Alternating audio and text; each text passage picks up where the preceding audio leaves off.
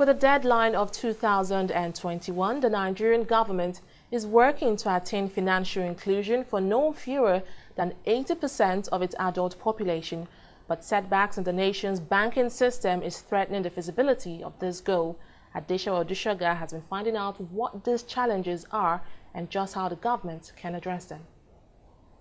Financial exclusion is the unavailability of financial services to people living with little or no income at all. This group of people are mostly found in rural areas dominating the informal sector of the economy, where financial services may not be needed at all to survive. In Nigeria, 36.8% adults are financially excluded, according to the 2018 Access to Financial Service Survey, conducted by Enhancing Financial Innovation and Access, (EFINA), with the higher figure recorded in the northern part of the country. Analysts have attributed cultural beliefs to an increase in the financial exclusion amidst other factors. There are religious and cultural issues that have to do with some women not getting involved in any form of economic activity. And that could certainly constrain them from having access to financial services. A lot of financial institutions are concentrated in urban areas, and the Nigerian population is still relatively largely rural. So you realize that those who live in the rural areas do not even have any form of interface with financial institutions, because financial institutions do not count and consider them economically viable to set up operation in those locations. Access Bank charges long processes to open a bank account have continued to drive people away from getting involved with banking services, one of which could be a contributing factor to a decrease in financial inclusion. I'm aware that Central Bank has actually come up with a segmented or revised account opening conditionalities or terms that created a lot of headroom for those who do not have the conventional means of identification to open accounts.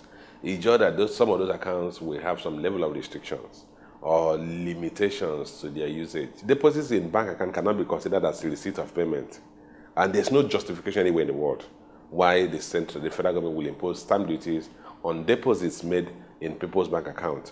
Because when you do that, what we are doing, you are taxing capital, you are not taxing income. And if a customer has frequency of deposits, particularly for those who are depositing small volume cash, like 2,000 or so, they will be discouraged from going to the banking system. In a bid to control the growth rate of financially excluded Nigerians and avoid weakening the nation's monetary policy, the Central Bank of Nigeria has set a target to achieve 80% financial inclusion for adults in 2021. I think Central Bank at some point pointed at the level of insecurity, the pervasiveness of insecurity in the Northeast, and now it's has included in the Northwest, and we also have to deal with the issues in the North Central, contributing to the difficulty in meeting the financial inclusiveness target of the Central Bank. The Apex Bank has also listed about 5 tools to drive financial inclusion in the rural areas, which include financial literacy, mobile money operation, know your customer requirement, MSME Development Fund, and agent banking. Once they have their telephone, monies can be transferred to them through their telephone, and they will take the telephone to those agent banks, and the agent banks will pay them cash, will redeem the cash made to those beneficiaries, and then they will recoup or get refunded by the principal bank. That's the way it works when you talk of agent banking. So those agencies I mentioned, like pharmacy shops, chemists, barbers, will act as agent banks. To actualize its target of financial inclusion, experts say the federal government, financial influencers as well as employers of labor must embrace the agent bank initiative, which could in turn improve the standard of living across the nation.